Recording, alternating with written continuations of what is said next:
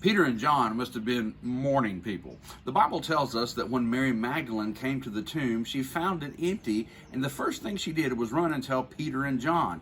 It was very early in the morning when all of this happened, and Peter and John were up, and the Bible tells us that, boom, they took off running to the tomb. In fact, in John 20, the Bible tells us that they began running together, but then John, writing this himself, adds this little detail that he outran Peter to the tomb.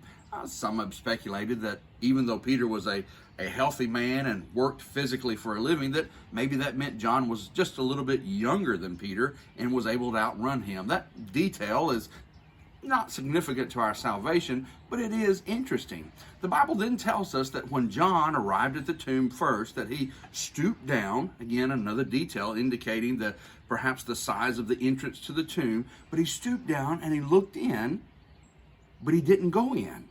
But then Peter arrived very shortly after, and very typical of Peter, boom, he just jumps right inside the tomb.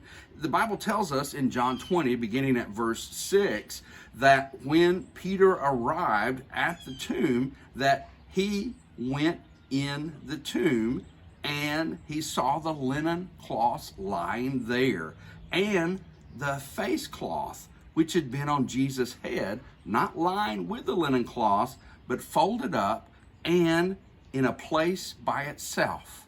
You see, the events that were happening here on the resurrection morning were very substantial to creating an understanding and faith in the resurrection, because after Peter went into the tomb, the text goes on to tell us that then John entered the tomb and he saw the linen cloths lying there.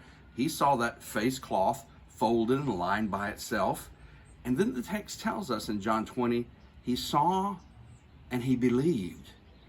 I don't know if the grave clothes were folded themselves.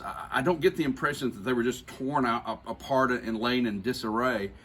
I kind of had the impression that the grave clothes were laying there more like a cocoon, perhaps in the shape of Jesus' body, but no body inside.